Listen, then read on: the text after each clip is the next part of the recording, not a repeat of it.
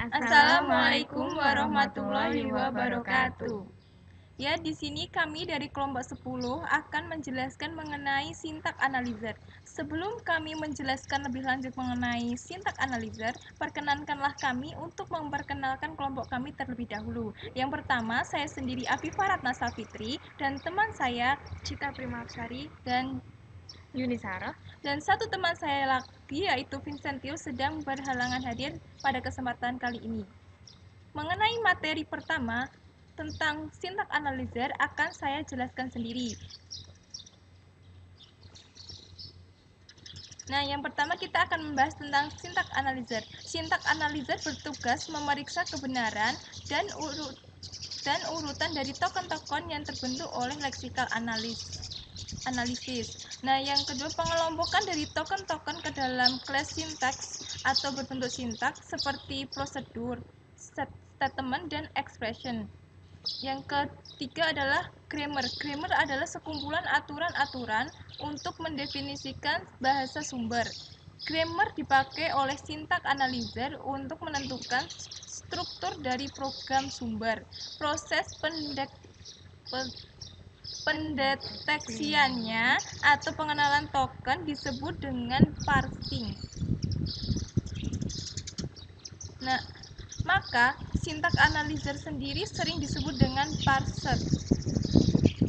Pohon sintaks yang dihasilkan digunakan untuk semantic analyzer yang bertugas untuk menentukan maksud dari program sumber. Misalnya, operator penjumlahan, maka semantic analyzer akan mengambil aksi apa yang harus dilakukan. Nah, di sini kita akan menjelaskan mengenai contoh. Semisal tertulis sebuah statement yaitu A plus B dikali C plus D, maka akan menghasilkan bentuk sintaksis berupa faktor, term, dan expression. Dan di sini selanjutnya saya akan menjelaskan mengenai bagaimana sistem itu membaca sebuah statement. Tadi kan telah dituliskan sebuah statement A plus B dikali C plus D. Yang pertama itu sistem membaca statement tersebut sebagai expression. Yang selanjutnya, maka expression tersebut akan dibaca sebagai term. Yang lalu dari situ akan dikelompokkan menjadi 3, yaitu term, kali, dan vektor. Lalu selanjutnya dari term tadi akan diterjemahkan menjadi faktor. Faktor tersebut akan diterjemahkan menjadi expression, di mana expression ini berupa expression akan diterjemahkan lagi menjadi expression plus dan term. Ini merupakan sebuah pengelompokan. Lalu expression tersebut dibaca oleh sistem berupa term dan term dibaca berupa vektor, lalu akan dibaca A menjadi A. Sedangkan plus sendiri sudah berakhir dan tidak memerlukan langkah selanjutnya. Nah, dari term tadi, sebuah statement tadi yang sudah dibaca sebagai term akan dibaca lagi menjadi faktor, kemudian faktor tersebut akan dibaca menjadi B. Nah, yang selanjutnya untuk yang ruas sebelah kanannya, yang C plus D, itu pembacaannya yaitu term yang sudah diterjemahkan menjadi faktor, maka faktor tersebut akan dibaca sebagai expression, dari mana expression tersebut akan dikelompokkan menjadi 3, yaitu C sebagai expression, dan plus, dan D itu dibaca sebagai term. Lalu expression tersebut akan dibaca sebagai term dan akan dibaca lagi menjadi faktor. Baru setelah itu dibaca sebagai C. Sedangkan jumlah plus atau penjumlahan sendiri sudah dituliskan dan tidak melalui penerjemahan lebih lanjut. Nah, di sini tadi D yang telah dibaca sebagai term akan diterjemahkan atau dibaca oleh sistem sebagai faktor, lalu dibaca sebagai D. Selanjutnya saya akan menjelaskan mengenai sintak tree. Di sini terdapat sebuah gambar contoh dari pohon sintak atau pohon penurunan. berguna untuk menggambarkan bagaimana memperoleh suatu string dengan cara menurunkan simbol-simbol variabel menjadi simbol-simbol terminal. Pada gambar ini menjelaskan bagaimana cara kita menurunkan string atau simbol-simbol menjadi simbol-simbol terminal. Misalnya S memproduksi A besar dan B besar, lalu A memproduksi A kecil, A besar atau A kecil, B memproduksi B kecil, B besar atau B besar. Nah, di sini proses penurunannya adalah S akan memproduksi A besar, B besar, dan lalu diturunkan menjadi A kecil, A besar, lalu A besar diturunkan lagi menjadi A kecil, dan B besar diturunkan menjadi B kecil dan B besar. Nah, B besar sendiri kan belum berupa simbol terminal, maka masih memerlukan penurunan lebih lanjut. Lalu B besar akan diturunkan lagi menjadi B kecil, lalu masih terdapat B besar, maka B besar akan diturun lagi menjadi B kecil, sehingga semua simbol variabel tersebut menjadi simbol-simbol terminal. Baru penurunan tersebut berhasil dan proses diterimanya suatu simbol tersebut sesuai dengan penurunan yang diinginkan. Di sini telah dituliskan penurunan untuk menghasilkannya string AA, BB, BB, dan berhasil diterima.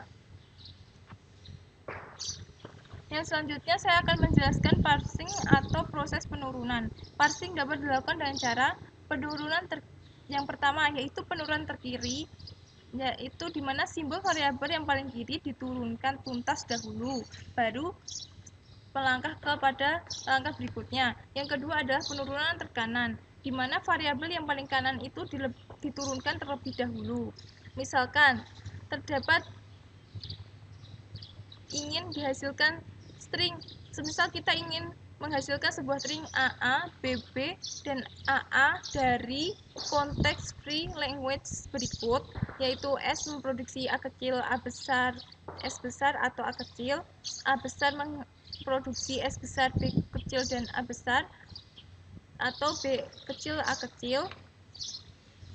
Maka proses penurunannya ada sebagai berikut. Jika kita menggunakan penurunan kiri, maka kita akan melakukannya mulai dari kiri. Jika sebelah paling kiri itu sudah merupakan simbol terminal, maka kita akan berlanjut ke simbol berikutnya, merubah simbol berikutnya menjadi bentuk terminal. Setelah simbol berikutnya sudah terbentuk menjadi simbol terminal, maka kita akan melanjutkannya kepada simbol berikutnya hingga terbentuk sebuah string yang diinginkan. Jika kita ingin melakukan proses penurunan kanan, kita memeriksa sebuah simbol tadi itu dari sebelah kanan, yang paling kanan dulu. Jika yang paling kanan belum merupakan simbol non-terminal, maka kita harus merubahnya dulu ke dalam bentuk terminal. Nah, di sini kan diketahui bahwa S besar itu belum merupakan simbol terminal, maka perlu dirubah dulu menjadi bentuk terminal. Setelah S sudah terbentuk menjadi simbol terminal, maka kita akan melakukan proses berikutnya, yaitu A, merubah A besar menjadi simbol terminal. Setelah itu baru A kecil karena A kecil sendiri sudah merupakan simbol terminal, maka sudah tidak dilakukan perubahan lagi, dan hasil akhir sudah sesuai dengan string yang diinginkan, yaitu AA, BB, dan AA. Yang selanjutnya adalah proses parsing. Masih membahas seputar parsing. Ini contohnya, semisal kita ingin melakukan penurunan sebuah string, yaitu AA, BB, A, BB, A. Dalam hal ini, perlu untuk melakukan percobaan pemilihan aturan produksi yang bisa mendapatkan solusi. Nah, di sini jika kita ingin melakukan penurunan dengan tujuan untuk string AA, A, BB, A, BB, A itu kita tidak bisa langsung menggunakan satu solusi. Kita harus melakukan beberapa uji coba untuk mendapatkan solusi agar mendapatkan string yang diinginkan. Nah, di sini kita memakai seperti yang dijelaskan pada gambar, yaitu pertama kita yang step awalnya itu memproduksi A kecil dan B besar, lalu B besar diturunkan menjadi A kecil dan B besar. Setelah itu B besar akan diturunkan lagi menjadi A kecil, B besar dan B besar. Selanjutnya B besar akan diturunkan menjadi B kecil, B besar akan diturunkan menjadi B kecil, dan B besar yang tadi diturunkan menjadi B kecil dan S besar. Setelah itu S besar yang telah diturunkan oleh B besar yang pertama akan diturunkan lagi menjadi A kecil dan B besar. B besar akan diturunkan menjadi B kecil dan S besar akan diturunkan menjadi B kecil dan A besar. A besar di situ akan diturunkan menjadi A kecil. Setelah itu maka kita dapat lihat hasilnya, yaitu A, B, B, A, B, B, A. Jadi sudah sesuai dengan string yang diinginkan. Tetapi untuk melakukannya seperti yang telah saya sebutkan tadi, untuk melakukan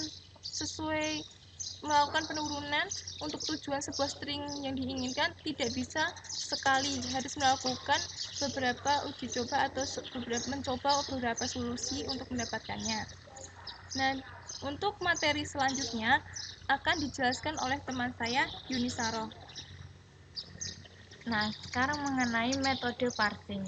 Metode parsing itu perlu memperhatikan 3 hal. Yang pertama, waktu eksekusi. Yang kedua, penanganan kesalahan.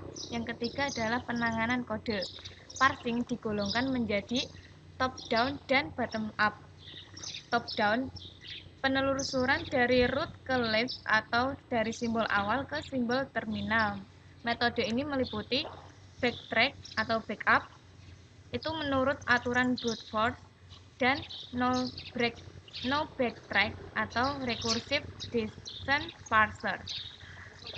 Nah, kalau yang bottom up itu merupakan metode ini dilakukan penelusuran dari leaf. Nah, metode parsing itu perlu memperhatikan 3 hal. Yang pertama, waktu eksekusi. Yang kedua, penanganan kesalahan. Yang ketiga, penanganan kode.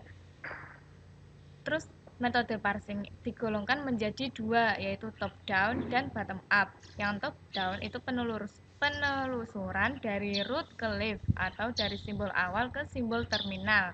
Metode ini meliputi backtrap atau backup yang menurut aturan brute force dan no backtrap menurut recursive descent parser. Yang kedua adalah bottom up. Metode ini melakukan penelusuran dari left ke root atau kebalikan dari top down. Parsing menurut aturan brute force, yaitu memilih aturan produksi mulai dari kiri. Yang kedua, mengexpand simbol non-terminal sampai pada simbol terminal. Yang ketiga, bila terjadi kesalahan atau string tidak sesuai, maka dilakukan backtrap atau pengulangan. Yang keempat, algoritma ini membuat pohon parsing secara top-down, yaitu dengan cara mencoba segala kemungkinan untuk setiap simbol non-terminal. Yang kelima adalah contoh suatu language dengan aturan produksi sebagai berikut. S atau simbol awal atau state awal memproduksi A kecil, A besar, D kecil, atau A kecil, B besar. Kemudian A besar memproduksi B kecil atau C kecil, dan kemudian B besar memproduksi C kecil, C kecil, D kecil, atau D kecil, D kecil, C kecil. Misal ingin dilakukan parsing untuk string A, C, C, D. Langkah-langkahnya adalah yang pertama simbol awal, yang kedua itu simbol awal dimasukkan tadi produksinya kan A kecil, A besar, D kecil. Terus yang langkah ketiga, mengubah dari A besar atau yang non-terminal tadi menjadi terminal, diubah menjadi B kecil. Nah, tadi kan yang diinginkan A kecil, C kecil, C kecil, D kecil. Itu yang langkah 3 kan hasilnya A kecil, B kecil, D kecil. Berarti belum sesuai dengan string, maka terjadi kegagalan pada langkah 3. Nah, kemudian dilakukan backtrack. atau dilakukan pengulangan dari yang tadi penurunan A kecil menjadi B kecil, sekarang langkah keempat itu menurunkan dari A besar menjadi C kecil. Terus kemudian kan terjadi kegagalan. Pada langkah keempat dilakukan backtrack lagi. Yang tadi S memproduksi A kecil B besar dimasukkan. Kemudian A kecil kan sudah terminal, B besar itu diubah menjadi C kecil, D kecil. Nah, itu sudah sesuai dengan string yang kita inginkan tadi, yaitu A kecil, C kecil, D kecil.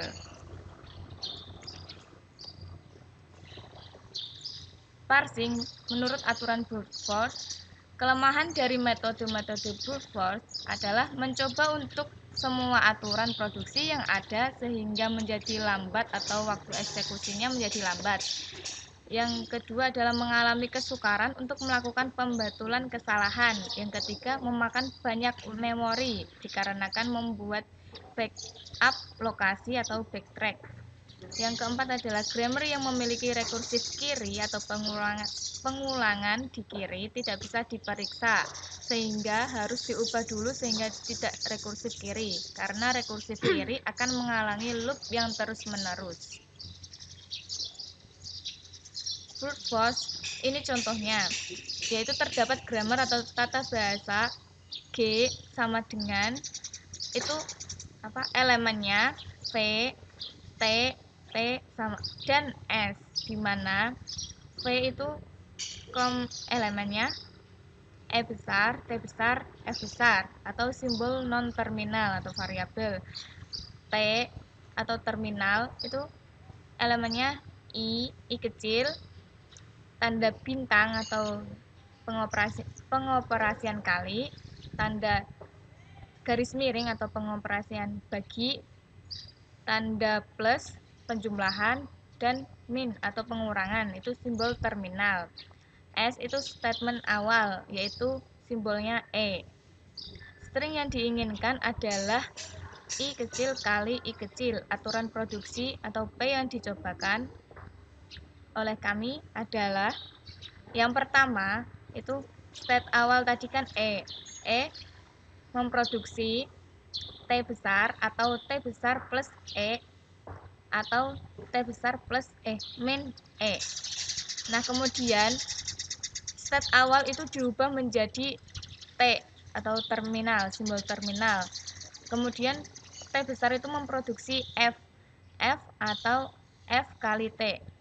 Tadi kan yang di atas itu kan penjumlahan di aturannya itu kalau diturunkan menjadi perkalian. Berarti F kali T, yang E itu diganti menjadi terminal. Kemudian atau F per T. Untuk pengurangan jika diturunkan itu menjadi pembagian. Berarti hasilnya adalah F memproduksi I, accept atau diterima. Selanjutnya yang kedua adalah seperti tadi, state awal itu E memproduksi T besar atau E besar plus T besar atau E besar min T besar. E diturunkan atau diganti menjadi T besar memproduksi F besar atau seperti tadi juga plus diubah menjadi kali M diubah menjadi T dan T diubah menjadi F atau yang pengurangan juga diubah menjadi pembagian, berarti E diubah menjadi T, pengurangan diubah menjadi pembagian, terus T diubah menjadi F. Kemudian hasilnya adalah F hasilnya itu I, accept atau diterima. Meskipun ada rekursif kiri, tetapi tidak diletakkan sebagai aturan yang paling kiri. Yang ketiga, seperti yang sebelumnya juga, state awal itu E memproduksi E plus T atau E min T atau T itu memproduksi T kali F atau T per F atau F, hasilnya F ke I, terjadi rekursif kiri, program akan mengalami loopingnya tidak diterima. Selanjutnya Aturan produksi dari brute force. Aturan produksi yang rekursif memiliki ruas kanan atau hasil produksi yang memuat simbol variabel pada ruas kiri. Sebuah produksi dalam bentuk A memproduksi beta. Beta itu merupakan simbol terminal. Penggantian simbol terminal, terus A besar atau non-terminal merupakan produksi rekursif kanan. Beta berupa kumpulan simbol variabel dan terminal. Contohnya adalah S memproduksi D kecil S besar dan B memproduksi A kecil D kecil B besar. Bentuk produksi yang rekursif kiri. A memproduksi A besar dan beta merupakan produksi rekursif kiri karena diawali dengan simbol non-terminal, kemudian diikuti dengan simbol terminal. Yang tadi rekursif kanan itu kan state awal memproduksi, cirinya itu yang awal itu simbol terminal dan kemudian diikuti oleh simbol non-terminal. Kalau yang rekursif kiri, yang state awal memproduksi simbol non-terminal diikuti oleh simbol terminal. Aturan produksi dari brute force. Produksi yang rekursif kanan akan menyebabkan penurunan tumbuh ke kanan, sedangkan produksi yang rekursif kiri akan menyebabkan penurunan tumbuh ke kiri. Contohnya dalam konteks free grammar dengan aturan produksi sebagai berikut.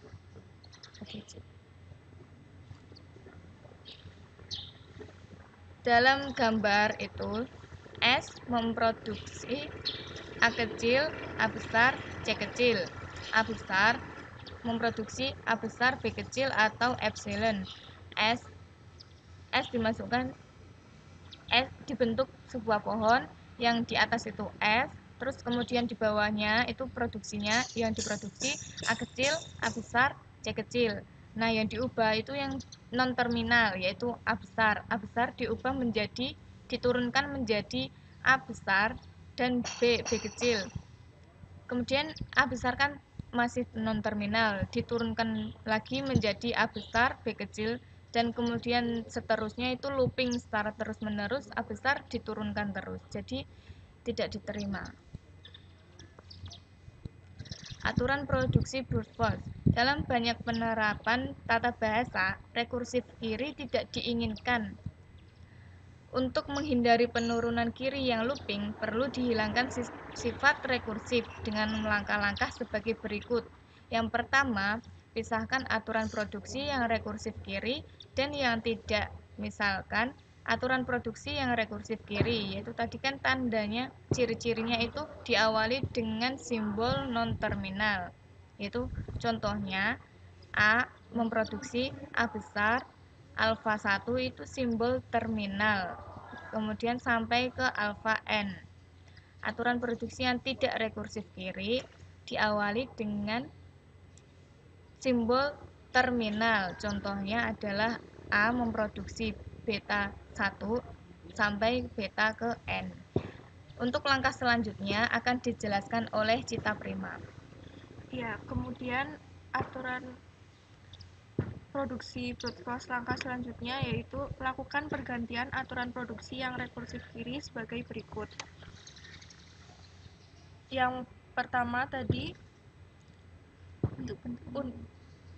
untuk bentuknya bisa seperti yang pertama. Ya, selanjutnya adalah aturan produksi brute force. Langkah selanjutnya yaitu lakukan pergantian aturan produksi yang terrekursif kiri sebagai berikut. Dan ini adalah contoh dari aturan produksi yang tidak rekursif kiri. Di slide sebelumnya tadi kan sudah dijelaskan bahwa aturan produksi yang tidak rekursif kiri itu diawali oleh simbol yang terminal atau variabel. Dan dari ketiga ini merupakan contoh dari simbol yang rekursif yang tidak rekursif kiri.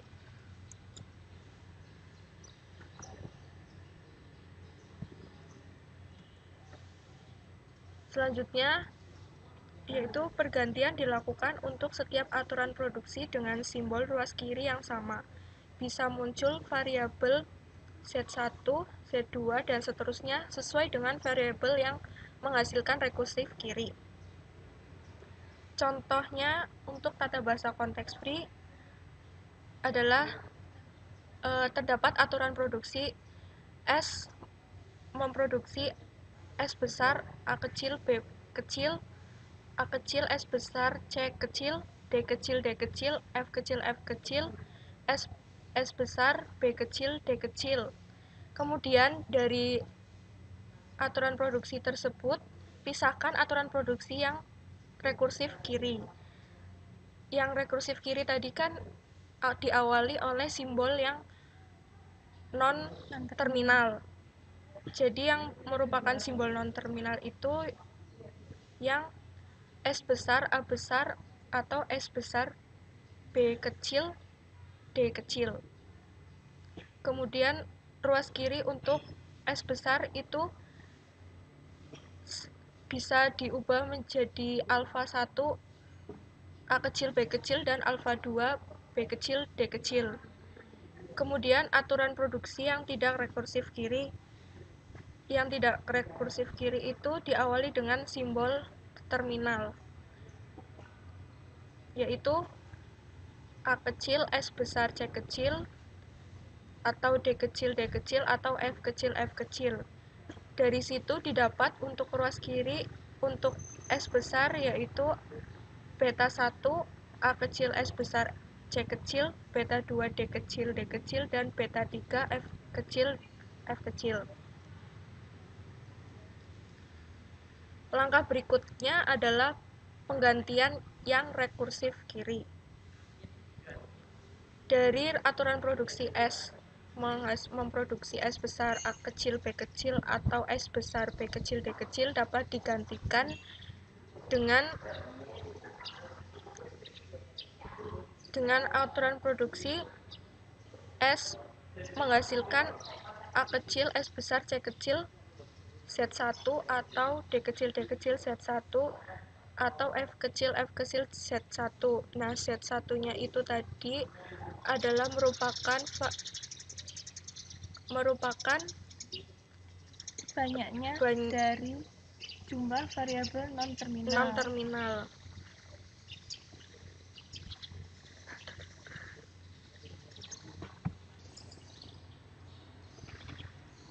Kemudian langkah berikutnya adalah penggantian yang rekursif kiri. Dari aturan produksi S menghasilkan S besar, A kecil, B kecil, atau S besar, B kecil, D kecil dapat digantikan menjadi tidak rekursif kiri dengan cara merubah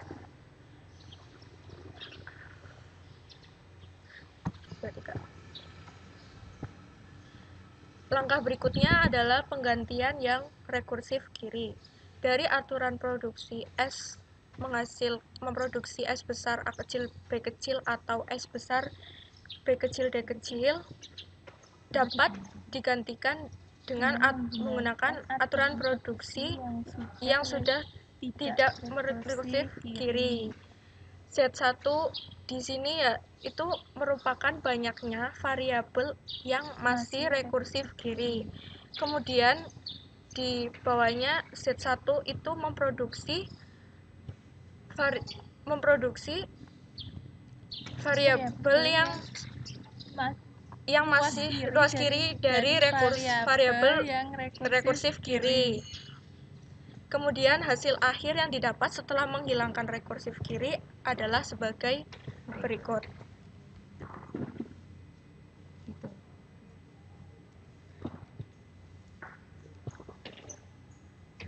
Aturan produksi brute force.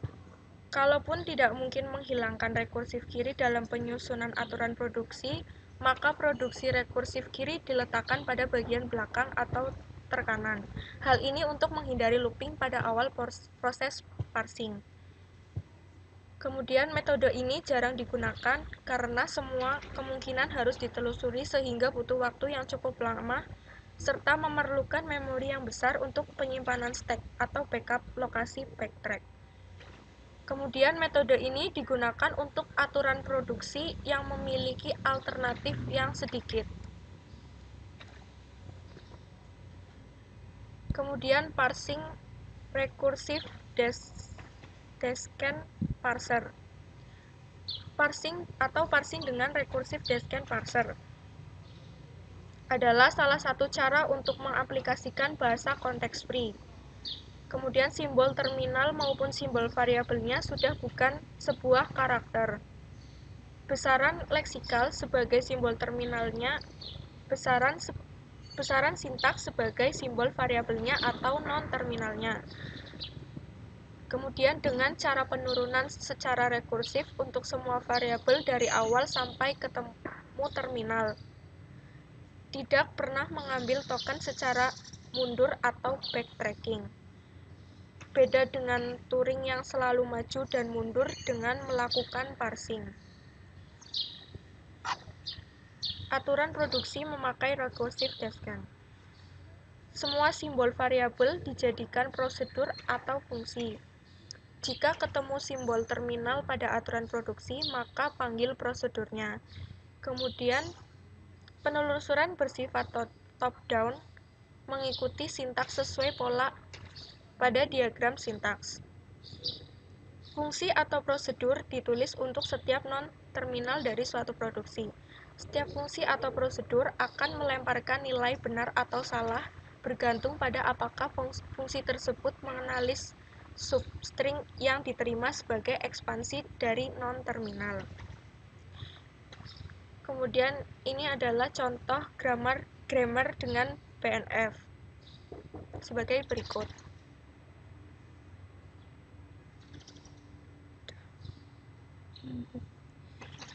Lalu ini ada penggalan program untuk grammar TSB yang bisa dipraktekkan pada Pascal.